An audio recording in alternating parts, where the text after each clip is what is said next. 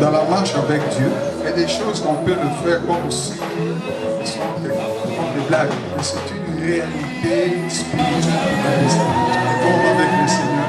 Et pendant la Bible dit, il vaut mieux la faire une chose que ce commencement. C'est aujourd'hui que Dieu va vous bénir. C'est aujourd'hui que tu vas rentrer avec un crédit plein de bénédictions. C'est aujourd'hui que tu auras la possession de ce que tu as demandé.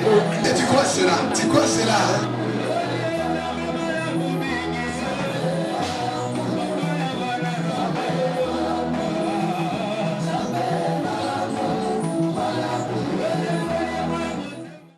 Jean chapitre 12.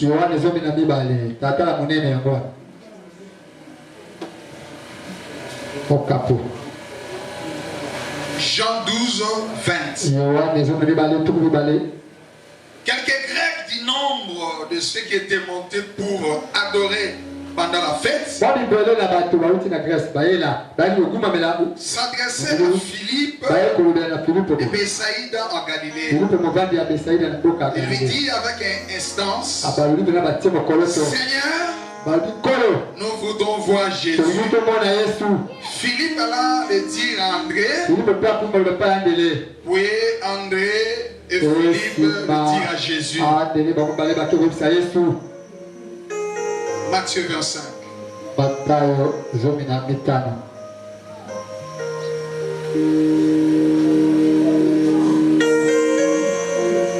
On prend le verset 4.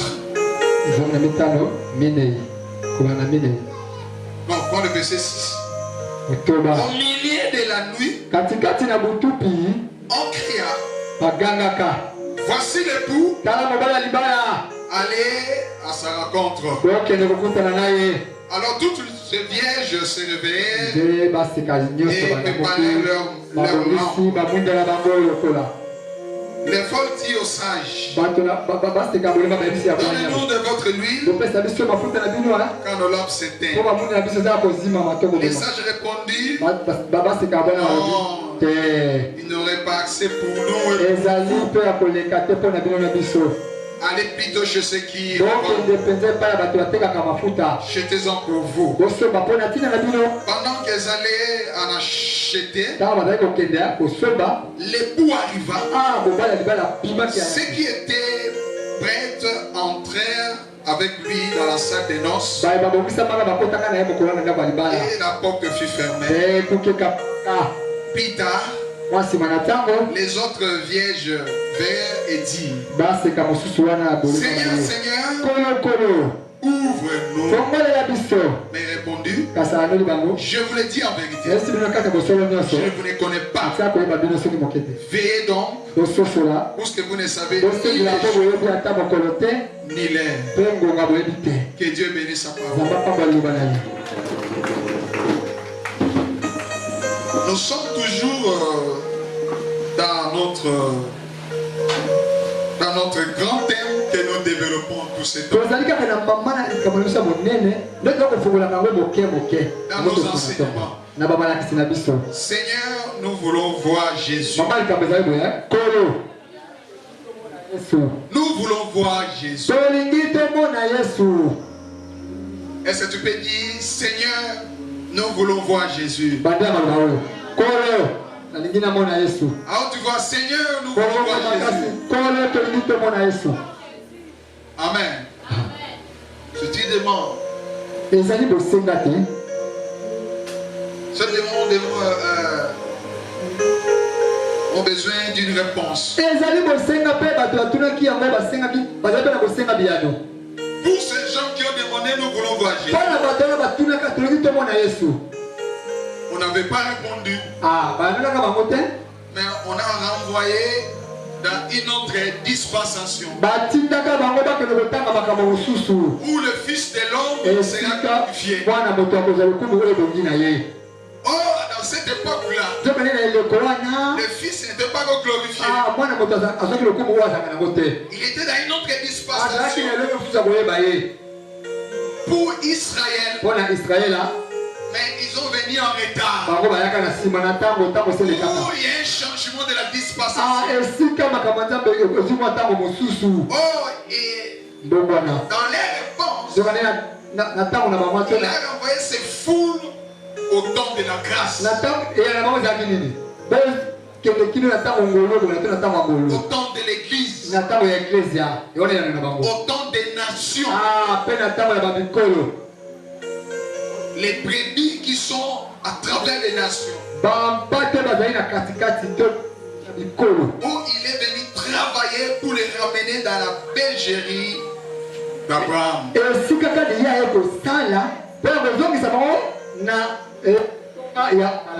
l'alliance qu'il a fait avec Abraham.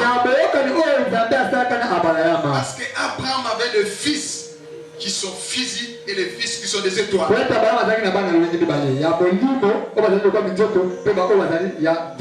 Et tous ces fils-là ont été ramenés dans le sein d'Abraham. Alléluia. Et aujourd'hui, moi et vous, nous sommes dans la dispensation. Ou dans la dispensation de fils. Parce que la dispensation de fils qui est Isaac. Abraham voulait égorger Isaac pour le faire monter dans l'autel. Ce n'était pas encore le temps. Il fallait qu'un fils doit descendre pour montrer à l'autel, pour que le sang coule et qu'il soit réellement un agneau. Et quand le véritable fils était venu, et Isaac, Jean-Baptiste, dans les yeux prophétiques, il a vu Jésus. Il a présenté. Voici l'agneau de Dieu. Celui qui ôte le péché. Parce qu'il est venu monter à l'autel. Amen. C'est ça. Amen, l'église. Parce que ce n'était pas encore le temps. Et la demande de ces foules-ci. Nous voulons voir Jésus.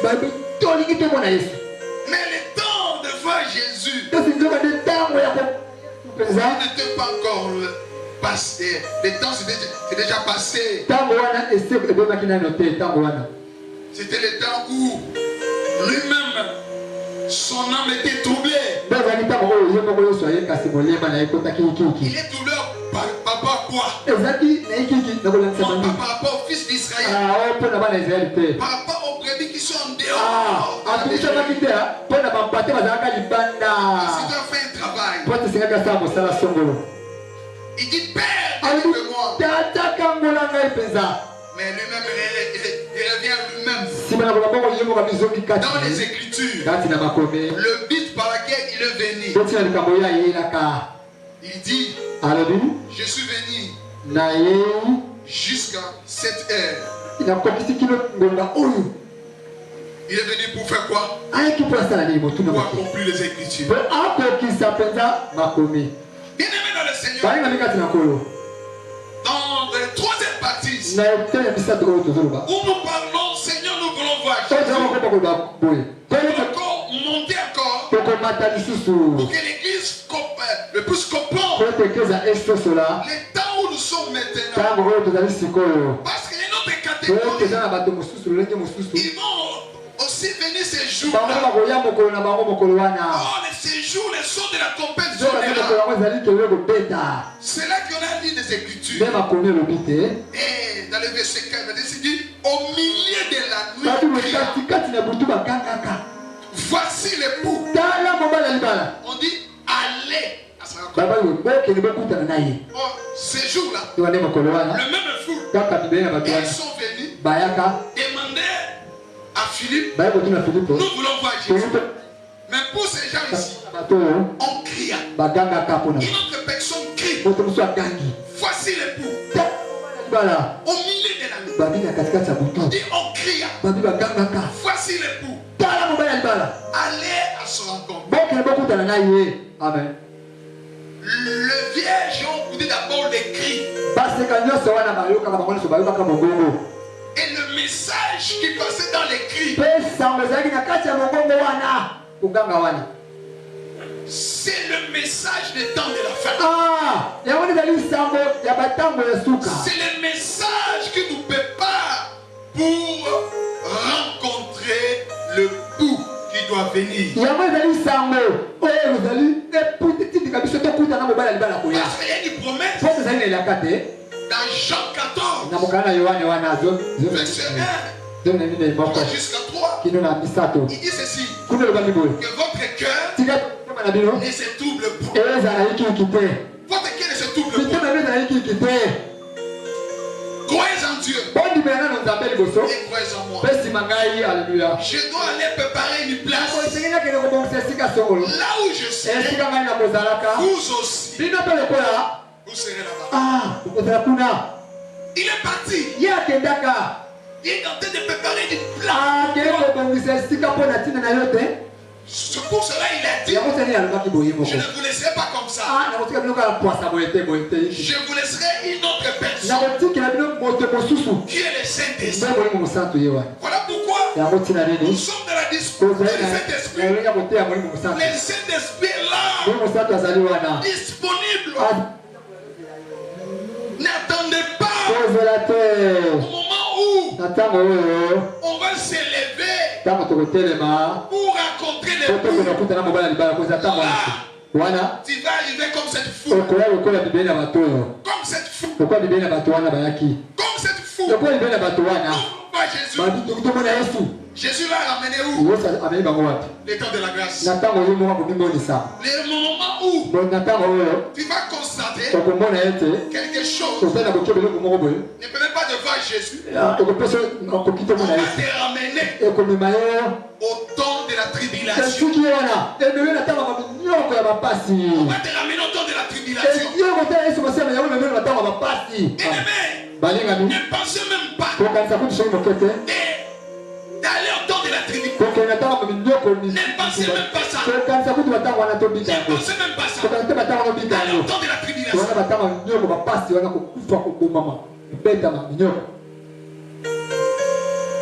Alléluia, Église. Amen. Alléluia, Église. Amen. La nuit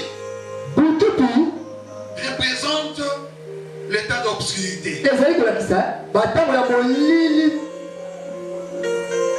Il y a l'obscurité totale. On peut parler de l'obscurité prophétique. Où tout le monde t'attend pour les choses de Dieu. Tu vois quelqu'un bien habillé. Il y a des diplômes théologiques. Il y a des diplômes académiques. Mais il se met debout. Il parle des choses de Dieu. Alors vous étonnez. Et c'est Makambo Yazoloba a épousé dans quelle doctrine? Dans quelles écritures? Et ces gens-là, ce sont des orgueilleux. Ce sont les gens qui parlent les incrédules. Parce que Jésus avait eu un sérieux problème avec les incrédules. Les incrédules des Judées. Ce sont les incrédules qui ont tué Jésus. Les gens qui connaissaient les dieux d'Abraham. Ils connaissaient Dieu. Et regarde les débats de Jésus entre eux. Il fait les débats dans les Écritures. Il est écrit. Et aussi il répond, il est écrit. L'état où nous sommes.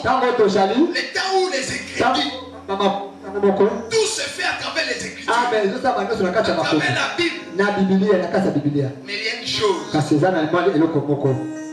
Ces gens-là négligent. Parce qu'ils vont regretter. Ils vont regretter. Parce que les cris de minuit est déjà là. On présente, voici l'époux. Voici l'époux. La nuit, c'est l'espace de temps dans lequel toutes les vierges s'aspirent et s'endormir.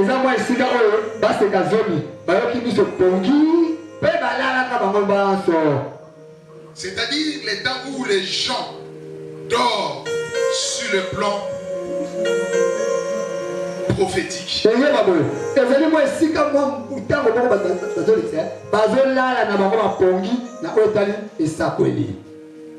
Et crois que le temps est encore là.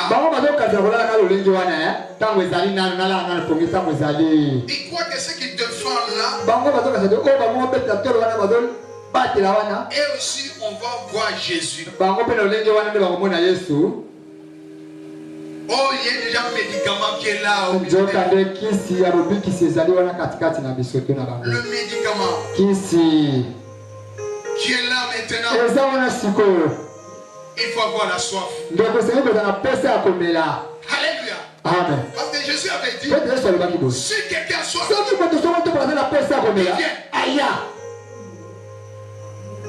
si nous n'attendons pas entre nous,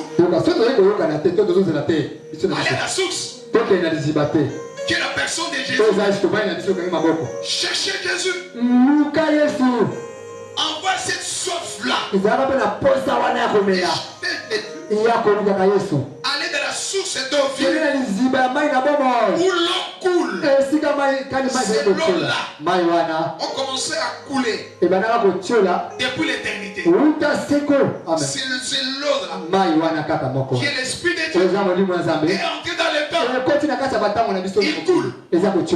Il coule dans ton cœur. Il coule dans ton cœur. Il coule dans ton cœur. Il coule dans ton cœur. Il coule dans ton cœur. Il continue de parler vers l'éternité. Amen. Et toi, si tu veux être dans ce siège-là, tu vas avoir la soif pour que l'eau coule abondamment.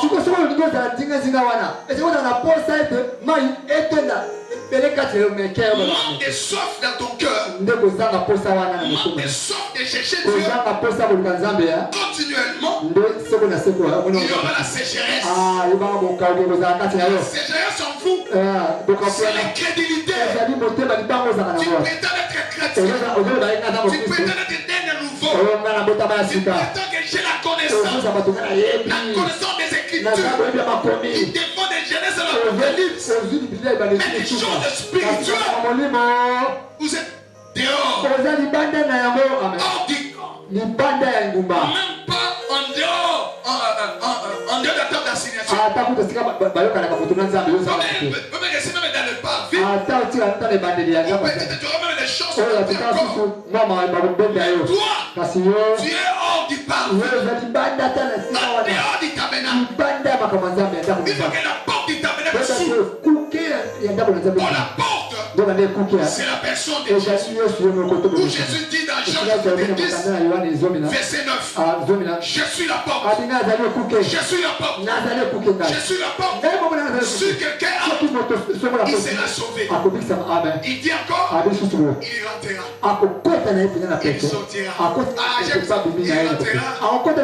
Il sortira. Là, quand je suis en esprit, j'entre. Je mange avec lui. Je soupe avec lui. Et je suis rempli du Saint-Esprit.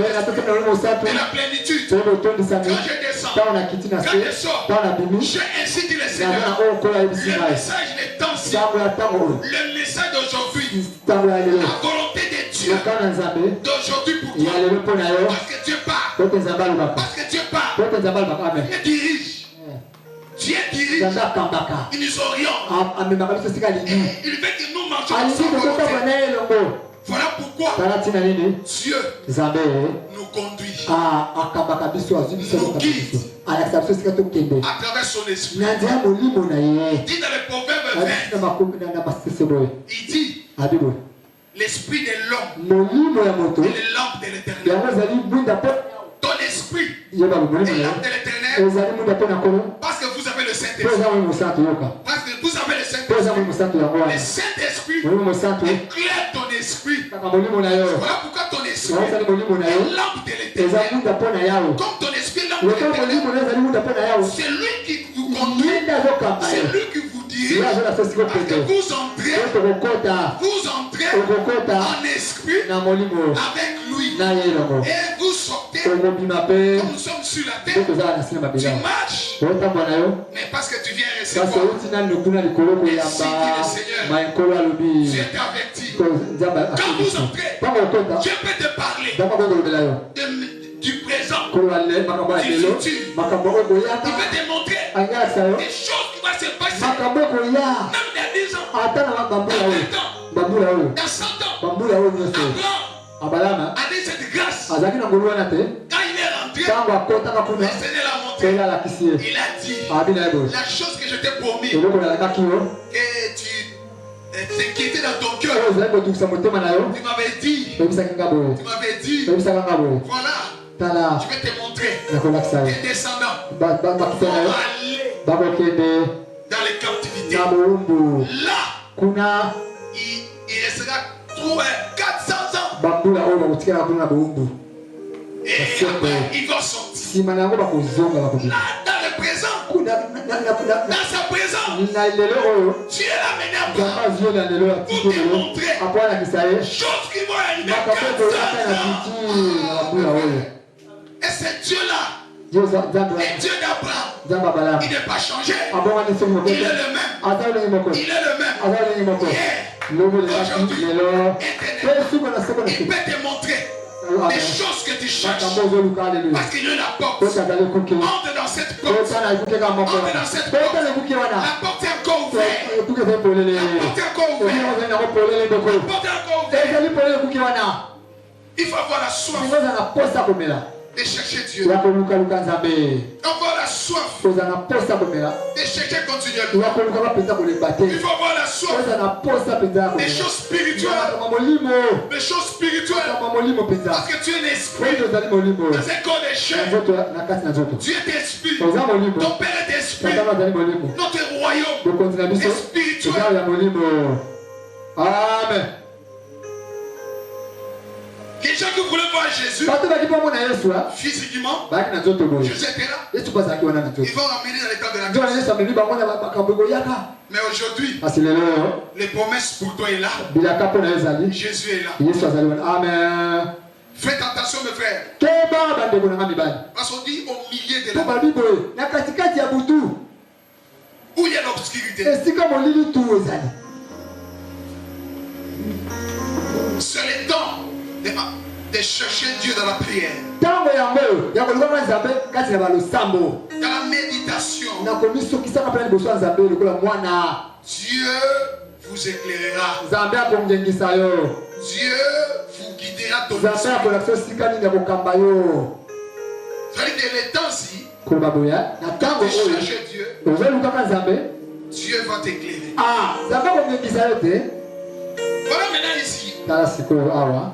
Alors tous ces vieilles se réveillaient et se préparaient leur lampe. Ils préparent leur lampe. Oh, le Bible dit dans le Proverbe 20, l'esprit de l'homme et la lampe de l'éternel.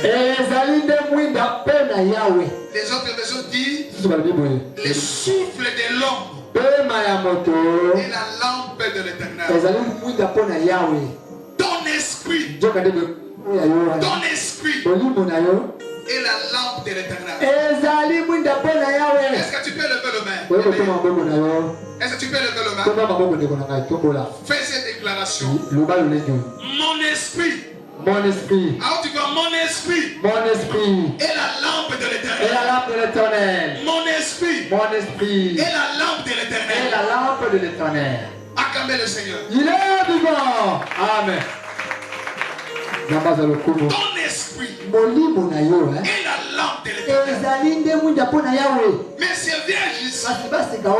Toi aussi. Tu es vierge. Parce que la porte est pas dit. Dans les Corinthiens, il nous a fiancés à un époux. na mobali obele moko alibala. Il nous a fiancés. Abandi biso to bana libala. Nous sommes des vierges qui est fiancé un homme. Tozali baseka oyo to bandi libala na mobali moko. Apôtre Paul dit, il nous a fiancés à un homme. Apesi biso to bana libala na mobali. Et cet homme-là, Ne mobali yango. il est parti préparer la place pour sa femme. Tu es la femme du Seigneur. Tu es l'épouse du Seigneur. Tu es l'épouse du roi. Vous êtes préparés pour entrer dans le fête des noces. Où passera le mariage entre l'épouse et l'époux. Alléluia. Alléluia. Quand tous les vierges qui préparent à rencontrer l'époux s'éveillent tous.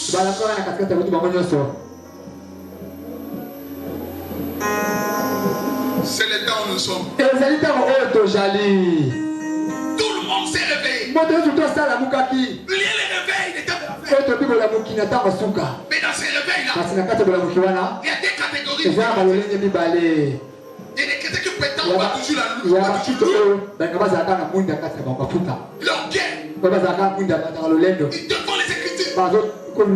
Ils critiquent les hommes de Dieu. Ils sont là. Et ils sont là pour prendre les autres questions. Ils sont les serviteurs de Dieu. Les autres sont les faux serviteurs. La Bible dit, on te mesurera de la façon dont tu mesures les autres. Il y a pas que les autres mesurent. Il y a pas que nous avons pas pour mesurer. Amen. Alléluia. Nous sommes dans ce temps ici. Les tous c'est bien réveillés. Mais il va arriver un moment où chacun va constater qu'il manque quelque chose. Regarde. À partir du verset 8. Le folle dit aux sages, donnez-nous de votre huile, car nos lobes s'éteignent. Car nos lobes s'éteignent. Mais tous se réveillent. Tous savaient de l'huile. Mais comment les autres vont parvenir à garder paix de l'huile?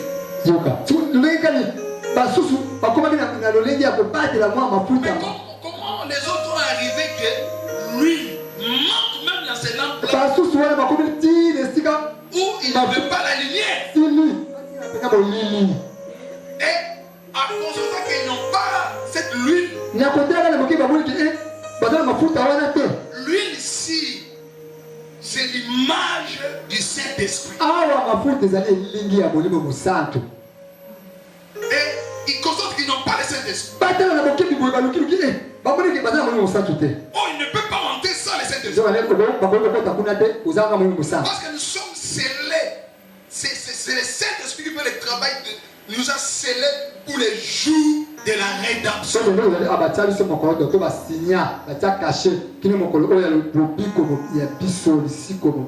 Bien-aimés dans le Seigneur, je vous rappelle à tout moment que c'est une partie entre dans votre conscience que vous êtes un esprit. Vous êtes un esprit.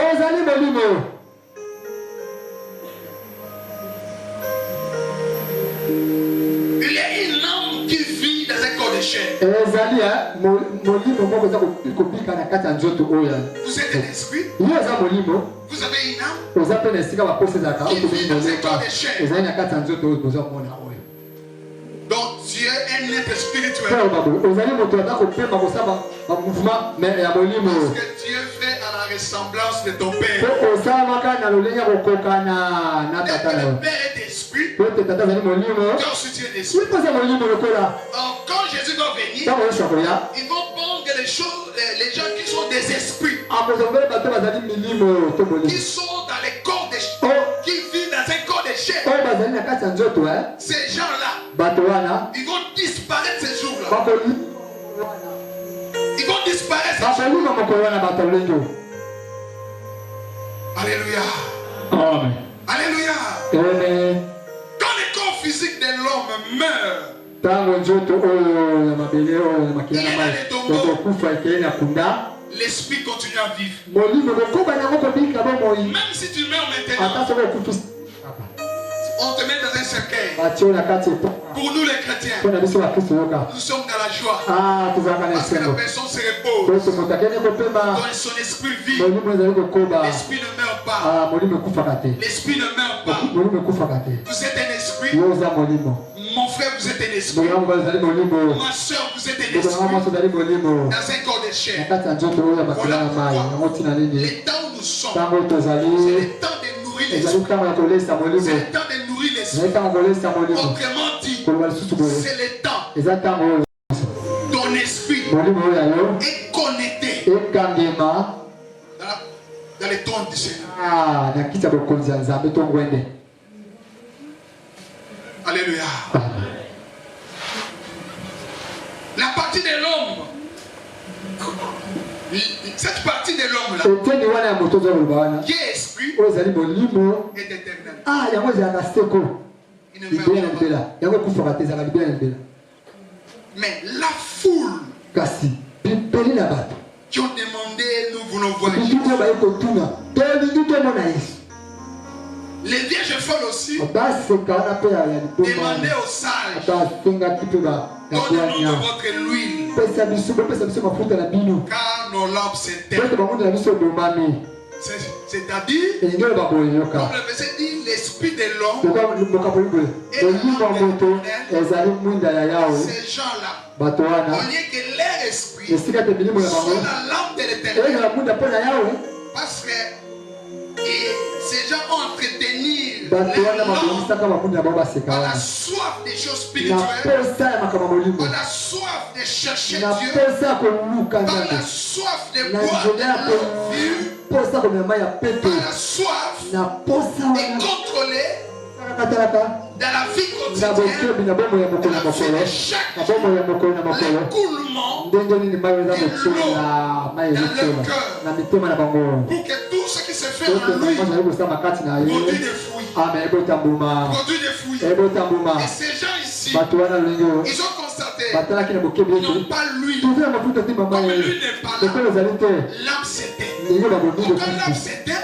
C'est l'obscurité. soki mwinda ekufi Ils ont compris basusu que nyonso les messages oyo sango que nous défendons oyo tozali kopesa dans te ces temps-ci, na ntango oyo ce n'est pas les messages là eza qui sango vont wana nous te entrer ya kokota dans le fait de nos ya soeurs. kota feta libala Ce n'est pas les messages eza là wana te qui nous préparent oyo ezobongisa biso de garder lui. ya kobatela Alors il faut chercher les messages sango qui vont nous donner oyo l'accès. kopesa biso makoki Que notre langue muna soit allumée. epelaka ntango Les nyonso temps qu'ils cherchaient ntango Dieu, oyo ya koluka nzambe les temps qu'ils sont allés ntango oyo bakendaki chercher Dieu, koluka nzambe chercher Dieu. koluka nzambe Oh Jésus, zokande yesu oh Jésus, zokande yesu donne-nous le Saint-Esprit. babipesa zongo mosantu Baptise-nous le Saint-Esprit. batisa zongo En mosantu ce na temps-là, ntango wana Jésus n'occupe plus de yesu temps. azali na ntango Les wana te versets asopa susu asopela bango molimo molimo mosantu dans asopela les bango cœurs des gens na mitema où na l'eau coule. esika meza C'est kokola plus le temps là. eza ntango wana te Où c'est le maintenant, eza il sikoyo est venu aye prendre les cellules, ayende kozwa oyo aye prendre les bouts kozwa kaka mwasi pour libala entrer. po akota na Parce ye qu'il tourne les po regards atali boye vers Israël. atali nde israel Vers siko Israël. azongi kota La israel même chose. ka eloko moko Il a tourné les dos atalaka à ce foule-ci na bato wana bayi qui kotina ye demandait voir bayi kotina Jésus. kotala yesu Il a tourné les dos atali bapesa ba pour mokongo regarder les po nations. atala siko bikolo Avec les vierges na folles, baseka oyo Jésus aussi yesu mpo va lokola retourner les dos akopesa bango mokongo pour regarder po Israël. atala israel Il ne veut pas alingi te les choses qui vont ete passer makambo ekolinga wana sur la terre. awa na mabele Les poussent mwasi ya libala pour se le vivre ça. apika yango te te te te C'est pour cela yango ntina nini il est venu. ayaki Mais en venant, kasi na koyaka il a déjà donné les signes. apesaka bilembo Voici le bout. abitala mobali Allez de son endroit. bokende kokutana na ye Ici, awa on ne sait pas le temps où la voix criait. On ne sait pas le temps où la voix criait. Et cette voix-là, pendant combien de temps? Il criait. Mais la Bible nous parle, la Bible parle seulement au milieu de la nuit. On crie. Voici le coup. Mais combien de temps que la voix crie? Les temps il criait là. Il était vexé. Les fusions de Saint-Esprit. Parce que les temps de la femme, les temps où il y a des choses qui vont se passer. Pour l'église, il y a l'apostasie et le fusion. Les temps que les autres, ils ont resté à l'apostasie. Oh, l'apostasie, c'est l'abandon de la foi. L'abandon de la sainte doctrine. C'est l'abandon où les gens abandonnaient la vérité. Ils ont abandonné la sainte doctrine. Ils ont abandonné la foi. Ils ont tourné leur foi vers les choses de ce monde. Ils ont tourné leurs doigts vers les choses de ce monde. Voilà ce que Jésus avertissait. Il avertissait dans Luc. Voilà ce qu'il dit dans Luc. Luc 22.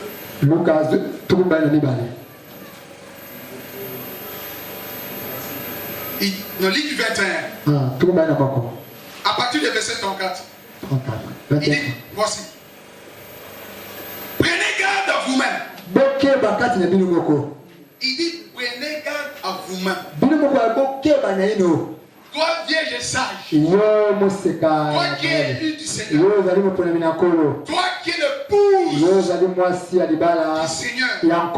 Les versets ci te concernent. Ne concernent pas les gens qui n'ont pas reçu Jésus.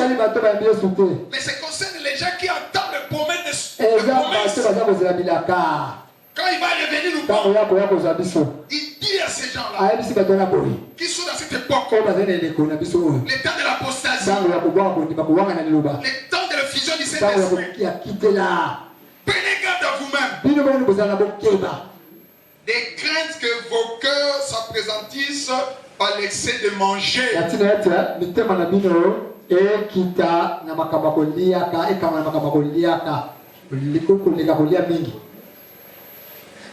Et du boire. Et par les soucis de la vie. Écoute, et que ces jours ne viennent sur vous à l'épovisse.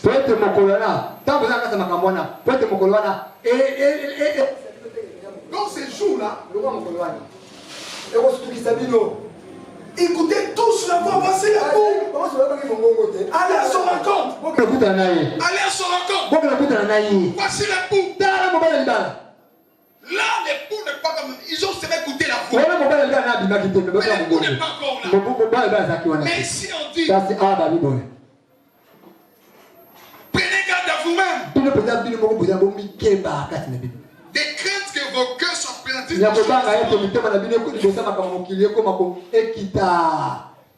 Vous liez à nini.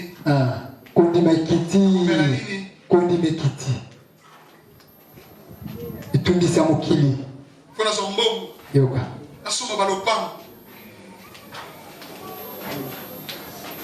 N'a pas pouvoir.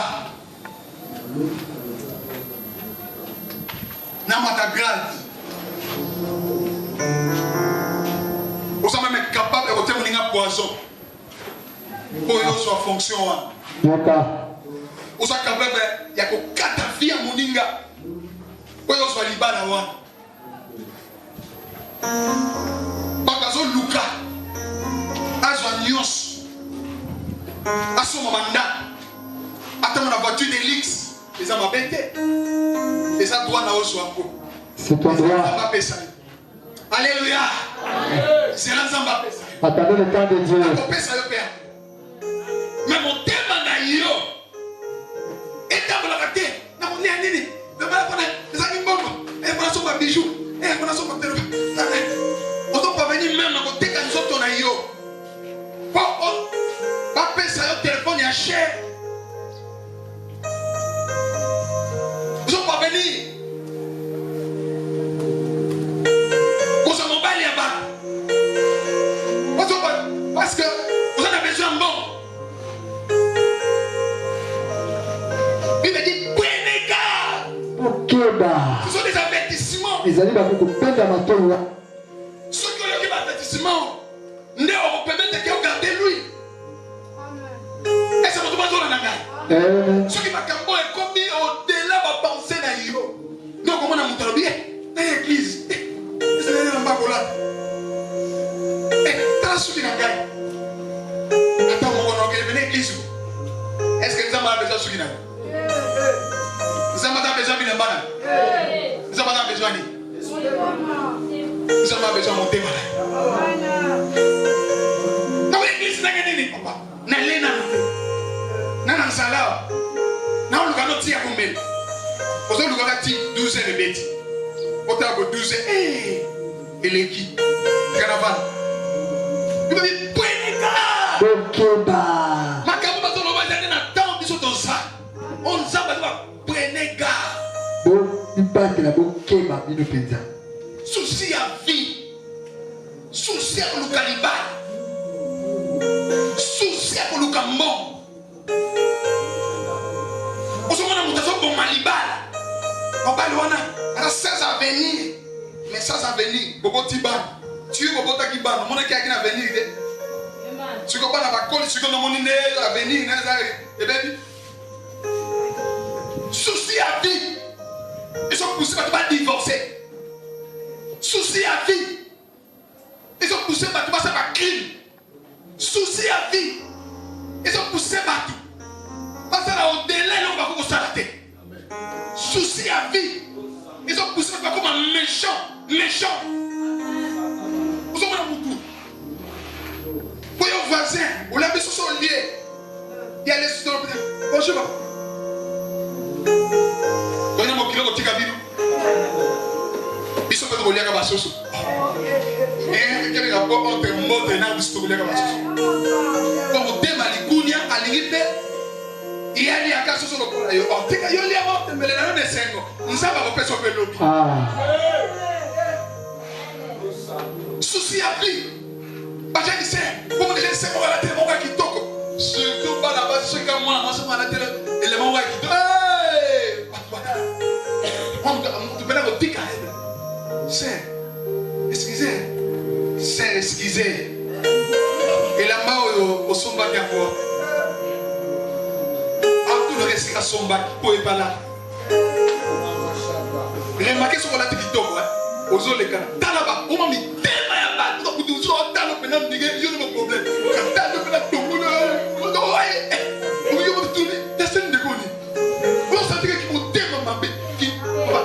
c'est la société. ezali kingo kimobimba te Les qui sont CP là.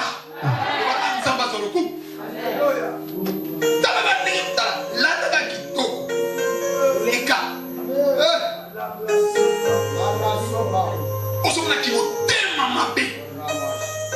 Les soucis de la vie. La quête église. Vous savez, on a 5 ans que nous avons fait une bataille qui tombe. Maman, surtout, on va aller dans cette île.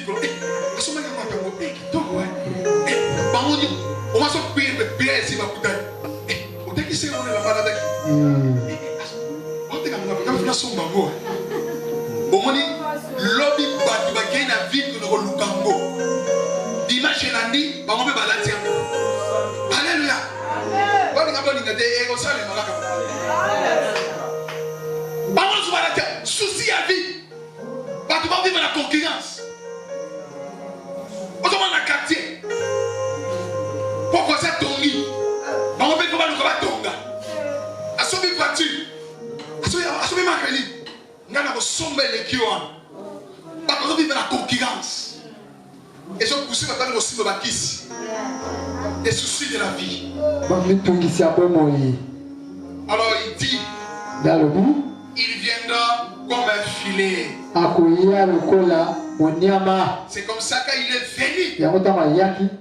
Ils ont constaté que lui les a dit. Lui les a dit. Papa, on va prier pour la biche de ma. On va casser côté à Saint-Esprit.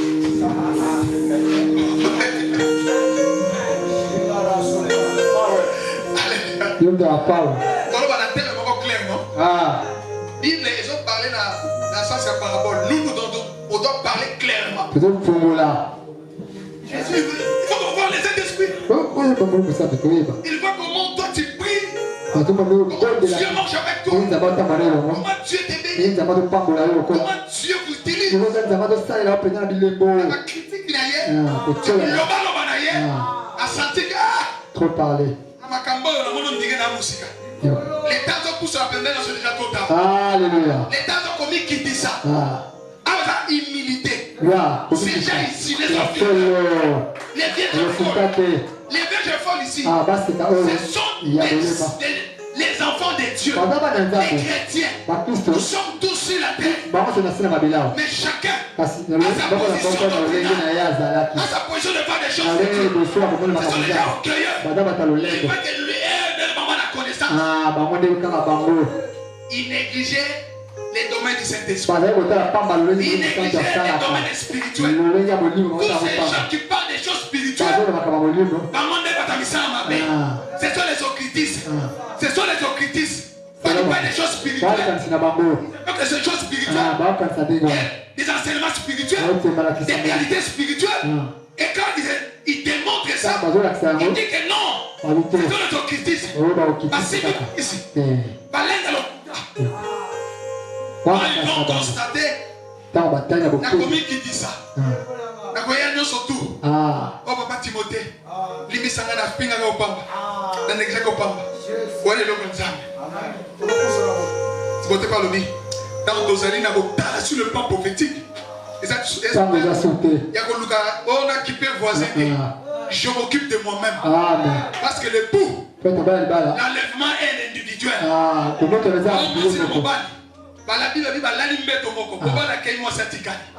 pour te dire que l'enlèvement est individuel.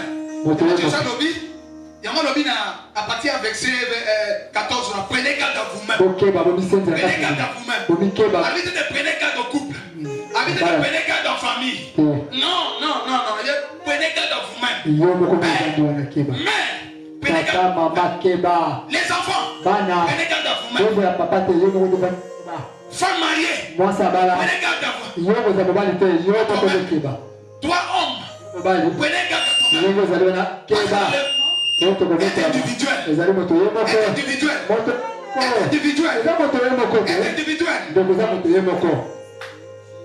Verset 36 dit, veillez donc. Priez à tout le temps. Là, ils ont donné maintenant la solution. Et le temps d'obscurité. Dans le temps d'apostasie. Où le vision est là. Je suis là. Il dit cherchez continuellement sa face. Il dit dans Somme chapitre 5 verset 4 et 5 verset 4. La deuxième partie dit cherchez continuellement sa grâce et sa face. Cherchez continuellement sa face. Natango. Veillez. Le matin. J'ai le Saint-Esprit. Avant Kolal. J'ai le Saint-Esprit. Avant de dormir. Pourquoi Mikolo? Nazo ka bébé, nazo linganate. Pour lui mon sang, toi lingana quoi bébé? Maman bébé que moi nazo na bon moté nazo linga. Moi na bête ma chita ni bon. Oh. Ça dit bébé, chita ni bon nanga. Nazo yoka. Est-ce que ton bébé là? Est-ce que ton bébé là? Parce que apôtre Paul a lobby. Un Thessaloniciens. Chapitre 5. Oh, j'aime ça. 1 Thessaloniciens chapitre 5 verset 1 qui est ainsi. Pour ce qui est des temps et le moment. Quel temps, quel moment? La voix crie. Vous n'avez pas besoin, frère, qu'on vous écrive. Quand vous savez vous-même. Par le fait que vous savez en couple. Par le fait que vous savez en famille. Par le fait que vous savez à l'église. Vous savez vous-même. Que les jours du Seigneur viendra comme un voleur. Babi quoi? Dans la nuit. Maman yolali pongi. Okangi pe pour tu malam. Au tiki télévision.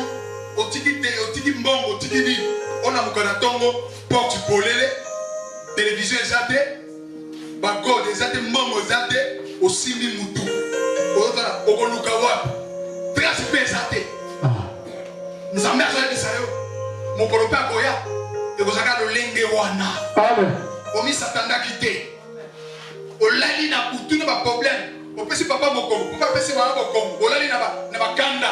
Mais voyez na butu wana, Yesu azoya. Koya ye kuti bino na démon de séparation. Na démon ya orgueil. Les orgueils balali ensemble. Apesi mokongo des jours balobaka na te. Apesi na mbote te. Timo voyez.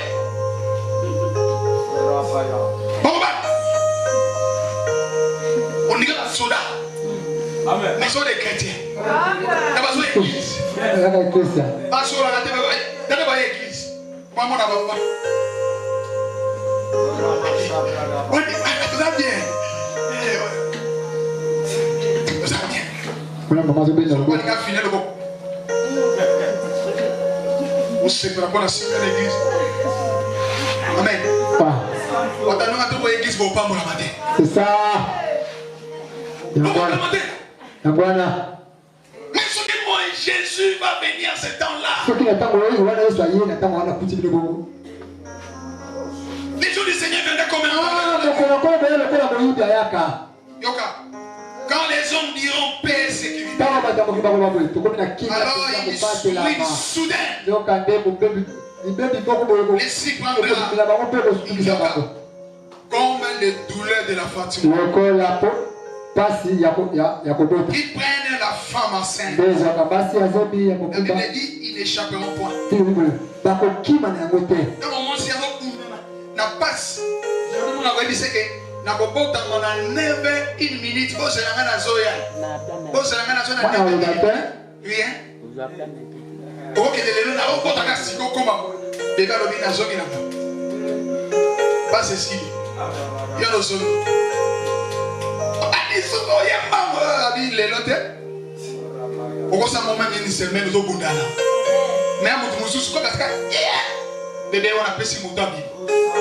Parce que dans le moment où on commence à attendre, n'est-ce pas bimaka. Mon soukou to yebi to vandi bo. O soukou kabo. Mouton mon ngoa. Moi que l'hôpital est athée. Minute wana comme on a bima. Pour sauver mon lit mon moine. Jésus a dit. Voilà ce qui va arriver en notre temps. Quand le pour va venir, il va nous surprendre. Il va nous surprendre. Ce gars, c'est qu'on a dit que la Vierge folle, déjà lui, déjà Bazaki Nango. Mais il faut constater que dans le moment où il faut que nous. Les autres vont dire, pardon, ils attendent. Ils attendent. On a abandonné 3 jours. On a abandonné la porte. La prière. On a prié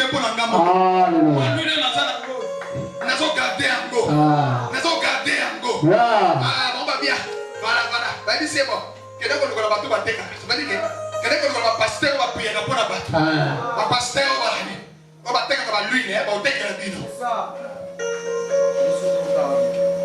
dans la paix, bateau na bakei.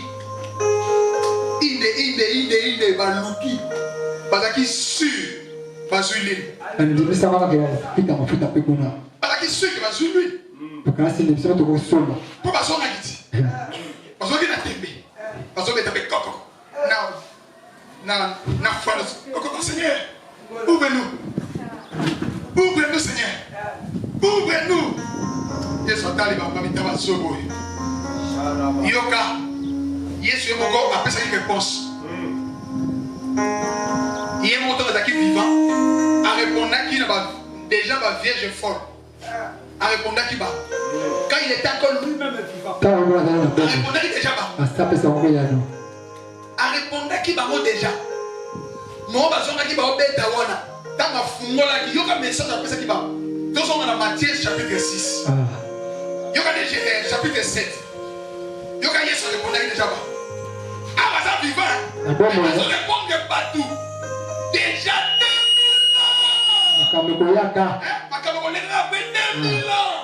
Jésus déjà répondait qu'il déjà va. Alléluia. Ah, les écritures plutôt. Quand tu nages dans les zones de l'eau vive, tu sens la joie. Tu sens la joie. Tu sens la paix. Tu sens quelque chose. Spirituel. Ah, tu vas venir maintenant. Tu sens. Yoka,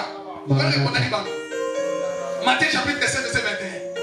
Ceux qui me disent Seigneur, Seigneur, n'entreront pas tous dans mon royaume, dans le royaume des cieux. Mais ces jours-là, celle qui fait la volonté de mon Père, qui est dans les cieux, quelle est la volonté de son Père? De garder lui, de faire sa volonté, son esprit soit l'âme de l'éternel, soit l'âme de l'éternel, soit l'âme de l'éternel, comme les lampes de l'éternel. Dieu lui-même éclaire ces gens-là, il guide ces gens-là, il conduit ces gens-là vers les eaux paisibles, vers les eaux paisibles, vers les eaux paisibles. Les racines reçoit la vie. Regarde ce qu'il fait le fruit. Regarde les feuilles. Ils donnent la nourriture. Alléluia. Seigneur, Seigneur. Déjà tu me dis Seigneur, Seigneur. N'entrons tous dans les royaumes. Mais celui-là seul qui fait la volonté de Dieu dans les cieux. Verset 22. Yokamé. Plusieurs me diront ces jours-là. Quand vous voyez sur le bin, il y a binoté. Il y a binoté. Comment se voit tout na Yesu? Seigneur. Seigneur. Ne peut pas prophétiser à ton nom. Ah, on a marre. Balibanda. Ils sont dehors. Ils sont dehors. Ils disent je prophétise à ton nom. N'avons-nous pas chassé les démons par ton nom? N'avons-nous pas fait beaucoup de miracles à ton nom? Ça veut dire quoi? Ces gens ici, ils étaient avec les Saint-Esprit. Ce sont des serviteurs de Dieu. Ce sont des enfants de Dieu. Ils prêchaient la parole. Ils prophétisaient. On les recommande avec exactitude. Ils sont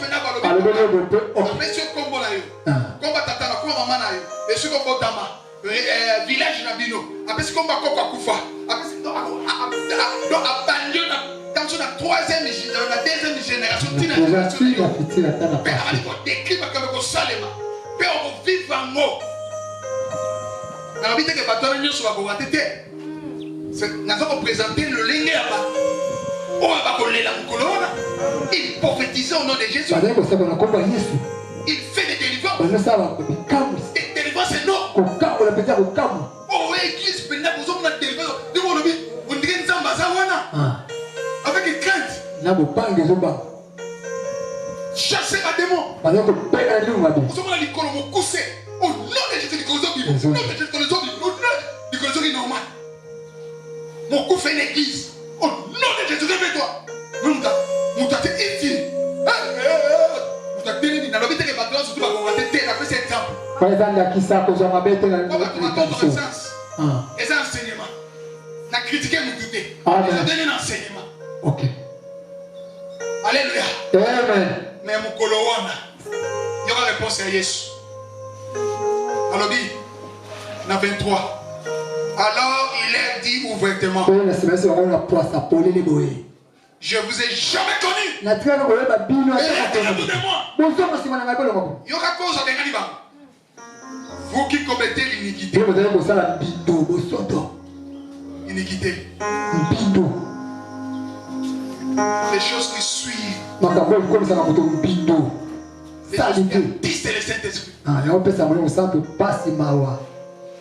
Et les choses qui attissent le Saint-Esprit. Tu ne permets pas le Saint-Esprit de demeurer en toi. Comme un instinct donc tu viens du Seigneur. Dieu Dieu va t'utiliser pour la personne. Parce que l'enlèvement, c'est individuel. C'est individuel. C'est individuel. Même moi, parce que vous prêchez. Ces jours-là, les païens qui sont dehors, qui nous regardent,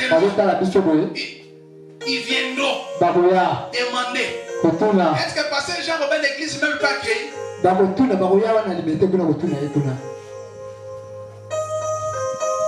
Papa Timothée pas accueilli. Bon mon Jonathan.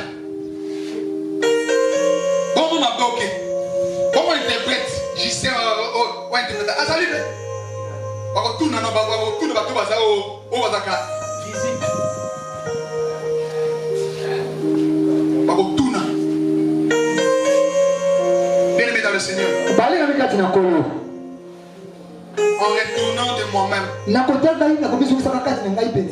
cause de ces choses, je contrôle mes pas. Je contrôle mon environnement. Je contrôle ma vie. À part que je prêche la parole du Seigneur, moi aussi je suis un brebis. Je suis aussi un brebis. Et comme je prêche la parole, j'ai déjà les clés du ciel. Non. Je suis en train de travailler comme où la récompense est là. Mais la conduite. La conduite. Si les gens de ce monde tiennent compte des conduites, à cause de mauvaise conduite, balongolo musala, balongolo la classe, babengani opela lopango ozovanda, otomeza mabe, nzambepe. Alléluia. Akozonga na kotala vie ya bato. Amen. Ces jours-là. Mokolowana. Ces jours-là. Mokolowana. Ces jours-là. Mokolowana. C'est pourquoi quiconque entend ces paroles, le main pratique sera semblable à un homme prudent qui a bâti sa maison sur les rocs. Quand on va rentrer dans la turbulence de ce monde, tu vas garder lui. Osanga mbongo te. Ba problème ya te. Eloko moko te ko séparer na Yesu Masi. Alléluia. Eloko moko te ko séparer na Yesu Masi. Amen. Aka fiancé pour passer na ba temps belé. Et comme il a souka akmoloba. Na mona ki bien te. Tu dois mis ce fou moi mi. Tant yo so to vandi mis ce mona ki bien te. Si tu as pambola mi okomi bientôt comme ça m'a yandi mi se fumwami. Kolobateke na osamba susute na ndima kite. Comme ça nzambe. Bête nzamba epanye. Babi tout bien concours de ceux qui aiment. Yo c'est bon c'est pour la moto yo alinga banza. Eloko moko te ko kabolona nzambe. Amen. Eloko moko te ko séparer nzambe. Ni l'entourage, ni la famille, Sakola, ni le mariage. Amen. Ni la fiançaille, ni la bénédiction de ces mondes. Amen. Vous avez chômé, vous avez ensemble. Vous avez payé sur Moussala. Vous avez $1,000. On a capacité pour vraiment $5,000. Dans un mois, pour gagner 20, moi, consommer moi demi-parcelle. Au lieu de la bolingo, vous allez finalement payer ça à 10. Parce que vous soutenez œuvre de Dieu. Ils ont abandonné la foi. Tiki Kondima. Au Kobi plus, au moni dimanche, à cause de la santé nanga, on a ça là, mais on marche de santé. Marche de santé. Oui, marche de santé. On marche de santé, ça va guider. Marche de santé, on va terminer là-bas. Masanga, Meli. Papa. On dit, mais moi, on a prié, on a dit fête. On dit, vraiment fait, je suis fatigué. Alléluia. En tout cas, ne rejoins pas le temps de venir à l'église. Tant qu'on vient à l'église, c'est ça. On attend la caméra. Quand on monte à solo. Ni de ko séparer en Zambé. Ah. Ni de ko séparer en Zambé. Parce que Toyebi, les jours PRT. Il viendra comme un voleur. Voilà ici, je clôture. Je lance une réflexion à chacun de nous.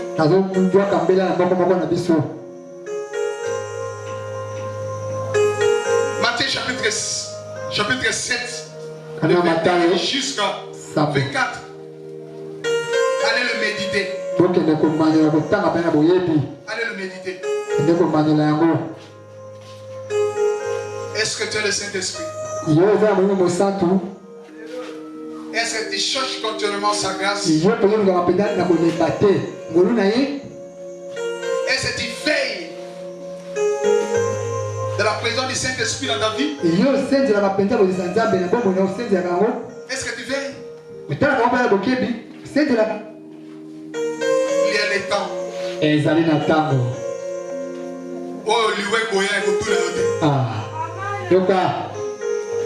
oh, tant que pas. Comment le pasteur a sauté dans le terre? Hey, vous t'as passé comme où? Passer à payer. Là aussi, ma pasteur va passer à l'insulter. Et vous tournez dans le terre. Vous entendez la boue. Accident. Moi aussi. Vous avez dit malam.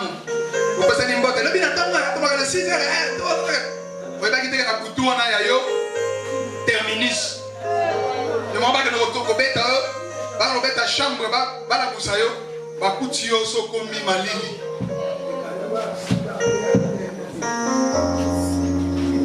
Quand Jésus va venir, tu seras où? Voilà les temps. Et veillez sur lui. Marcher dans l'amour. Marcher dans la joie. Marcher dans la paix. Veille si tu as la plénitude.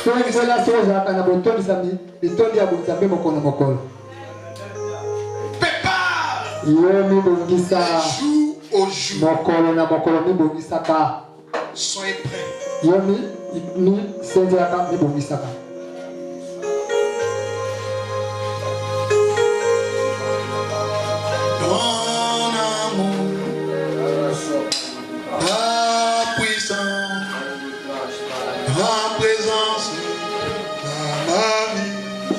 Il est bon de louer Dieu, alléluia. Il est bon de louer Dieu. Il est bon de louer Dieu, alléluia. Il est bon de célébrer. Il est bon de célébrer. Il est bon de célébrer.